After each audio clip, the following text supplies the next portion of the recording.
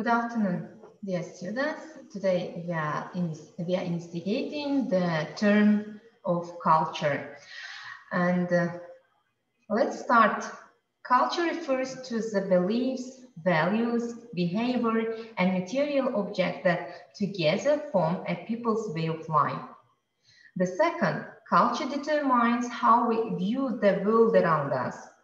The fourth, culture includes the traditions we inherit and pass on to the next generation. And the next one is culture, totality of our shared language, knowledge, material objects, and behavior. As we know that culture consists of many components. We include here language, because we cannot imagine language without any culture, or vice versa, any language cannot exist without any culture. And we know that if they are correlated with each other, it goes without saying that culture and societies, they are also connected with each other. So, society, the structure of relationships within which culture is created and shared through regularized patterns of social interaction.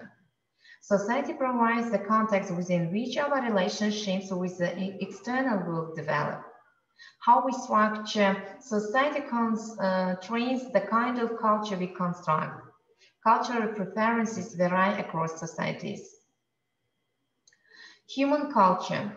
Only humans depend on culture rather than instincts to ensure the survival of their kind.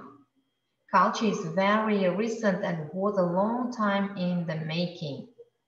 What sets primates apart from other animals is their intelligence. Human achievements during the Stone Age set humans off on a distinct evolutionary course, making culture their primary survival strategy. Now, as I have mentioned above, we are going to speak about the components of culture. Let's investigate one by one. Here, some components of culture are given. As in all cultures have 5 common components. They are symbols, language, values and beliefs, norms, and material culture, including technology. Symbols are defined as anything that carries a particular meaning recognized by people who share culture. The meaning of the same symbols varies from society to society, within a single society and over time. Components of culture. The next component of culture is language. We know that language is a system of symbols that allows people to communicate with one another. It can be either written or spoken, or both. Language is the key to cultural transmission, the process by which one generation passes culture to the next. Through most of human history, cultural transmission has been accomplished through oral tradition. Don't ignore the non-verbal aspects. Language and values. The Sapir Whorf thesis holds that people perceive the world through the cultural lens of language. For example, what sport is football wear?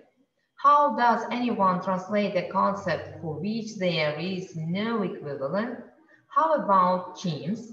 What is the effect of having English as the dominant language on the internet? Values. Values are culturally defined standards by which people judge desirability, goodness, and beauty, and which serve as broad guidelines for social life. Values are broad principles that underlie beliefs, specific statements that people hold to be true. Characteristics of American culture. The values of American culture, according to Williams, are equal opportunity, achievement and success, material comfort, activity and work, practicality and efficiency, progress, science, democracy and free enterprise, freedom, racism, and group superiority. Other theories add education, religiosity, and romantic love also. Values within one society are frequently inconsistent and even opposed to one another. Conflict. The more central the value, the more intense the conflict. Look at political issues. Characteristics of American culture. Other theories add education, religiosity, and romantic love. Economists add the free market. Values within one society are frequently inconsistent and even opposed to one another. Even central values of different cultures are in conflict. The conflict is more intense. Look at political issues. Social and cultural norms. We know that while living in society, while living in one area, we must obey some rules which are written or which are unwritten. And according to the culture, we call these rules as norms, which are helpers to regulate, to solve some problematic situations. So cultures and societies set up norms which are the rules and expectations by which a society guides the behavior of its members. Norms can be either prescriptive or prescriptive. Formal norms express values as laws and regulations whose violation is strictly punished. Informal norms are those norms which are generally understood but which may loosely defined. Mores are widely observed and have great moral social significance. Folkways are norms that govern everyday behaviors. Social and cultural norms. So sanctions are a central mechanism of social control. Sanctions are the means by which society encourages conformity to norms. Sociologists distinguish between cultural ideals, social patterns mandated by cultural values and norms, and real culture, actual social patterns that only approximate cultural expectations. Material and non-material culture. According to the types of culture, we divide the materials into two types, which are touchable, which are material culture, and which are untouchable, non-material culture. What does it mean? Material culture reflects a society's values and society's technology, the knowledge that people apply to the task of living in their surroundings. Examples include books, buildings, physical objects that future generations can use to try and understand us. Non-material culture reflects beliefs, values, concepts, customs. Examples include beliefs, values, religions, ethics, and philosophies. Types of cultures. High culture. It refers to cultural patterns that distinguish a society's elite. Popular culture designates cultural patterns that are widespread among a society's population. High culture is not inherently superior to popular culture. What will you have? Popular beverage across the United States, what people consume is one mark of their status as a highbrow or lowbrow. The new culture of victimization. Americans may be becoming increasingly unwilling to accept personal responsibility for their failings and misfortunes. Subcultures are cultural patterns that distinguish some segment of a society's population. They involve not only difference but also hierarchy. Counterculture refers to cultural patterns that strongly oppose those widely accepted within a society. Countercultures reject many of the standards of a dominant culture. Multiple cultures, one society. When a society is made up of multiple cultures, that society has to deal with and somehow reconcile cultural difference and conflicts. In addition to the types of cultural variations we have talked about, there are other sources of cultural variations. Most notable are differences based on race, national or ethnic origin, and religion. Ways of dealing with multiple cultures. We will deal with this issue more extensively in the unit on race and ethnicity. The most common and oldest ways of dealing with multiple cultures is probably forcing assimilation and or wiping out minority cultures. More recently, we have witnessed the development of pluralistic cultures in which the different cultures tolerate each other. Multiculturalism is a more recent development that recognizes the cultural diversity of the United States and promotes the equality of all cultural traditions. The United States is the most multicultural of all industrial countries. By contrast, Japan is the most monocultural of all industrial nations. Multiculturalism stands in opposition to Eurocentrism, the dominance of European, especially English culture patterns. Cultural diversity in the USA. Language diversity across the United States. The 2000 US Census supports that 18% of people over the age of 5 speak a language other than English in their home. Some call for Africentrism, the dominance of African cultural patterns in people's lives. Supporters of multiculturalism argue that it helps us come to terms with our diverse present and strengthens the academic achievements of African American children. Opponents of multiculturalism argue that it encourages divisiveness rather than unity. Cultural relativity. Counterculture refers to cultural patterns that strongly oppose those widely accepted within a society. Countercultures reject many of the standards of a dominant culture.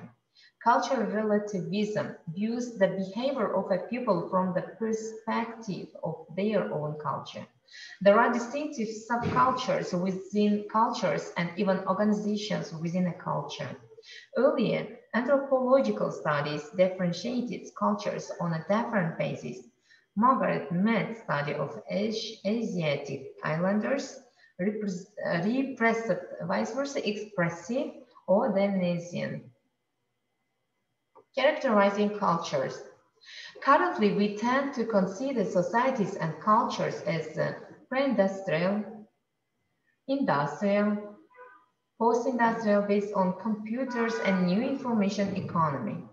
What is the problem with these formulations?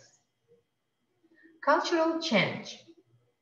If cultures go through these different phases, then they have to change. As cultures change, they strive to maintain cultural integration, the close relationship among various elements of the cultural system. William Ogbur's concept of cultural lag refers to the fact that cultural elements change at different rates, which may describe a cultural system. Three phenomena promote cultural change: inventions, the process of creating new cultural elements; discovering, recognizing and understanding an idea not fully understood before; diffusion, the spread of cultural traits from one cultural system to another. Ethnocentrism, cultural relativity, and globalization. Ethnocentrism is the practice of judging another culture by the standards of one's own culture. Sociologists tend to discourage this practice. Instead, they advocate cultural relativism, the practice of judging a culture by its own standards. Some evidence suggests that a global culture may be emerging. Three key factors are promoting this trend: global economy, the flow of goods, it means, global communication, the flow of information, and global migration, the flow of people. If you pay attention to those which have been mentioned above, they are the factors of cultural relativity and globalization. Global culture is much more advanced in some parts of the world than in others. Many people cannot afford to participate in the material aspects of a global culture. Different people attribute different meanings to various aspects of the global culture. They are limitations of the global theory. Virtual culture. Today's children are bombarded with virtual culture images that spring from the minds of contemporary culture makers and that reach them via a screen. Some of these cultural icons embody values that shape our way of life, but few of them have any historical reality, and almost all have come into being to make money. Theoretical analysis of culture. The structural functional paradigm depicts culture as a complex strategy for meeting human needs. Cultural universals are traits that are found in every known culture. With all the differences in cultures, are there any universal standards of behavior? How do we know when to apply which standard? The strength of the structural functional analysis is showing how culture operates to meet human needs. The next is the weakness of the structural function paradigm is that it ignores cultural diversity and downplays the importance of change. Theoretical analysis of culture. The social conflict paradigm is rooted in the philosophical doctrine of materialism and suggests that many cultural traits function to the advantage of some and the disadvantage of others. The social conflict analysis recognizes that many elements of a culture maintain inequality and promote the dominance of one group over others. It understates that ways that cultural patterns integrate members of society. Social interaction offers little in the way of explanation. Emerging theory. Social biology is a theoretical paradigm that explores ways in which human biology affects how we create culture. Social biology has its roots in the theory of evolution proposed by Charles Darwin. Its weakness is that social biology may promote racism and sexism. Further, sexism. So research support for this paradigm is limited. In general, we can say that the term of culture, it gives a broad sense about the word itself. We know that culture is divided into two big groups, which are touchable material culture and which are untouchable non-material culture. And also we must know about the components of culture, as we have mentioned above. Culture doesn't exist without any language, and also any language cannot exist without any culture. That's why we say that according to the places, according to the areas, we say that this is the culture of this area and this is the language of this area. So these were all about today's topic. I hope that it was interesting, and goodbye.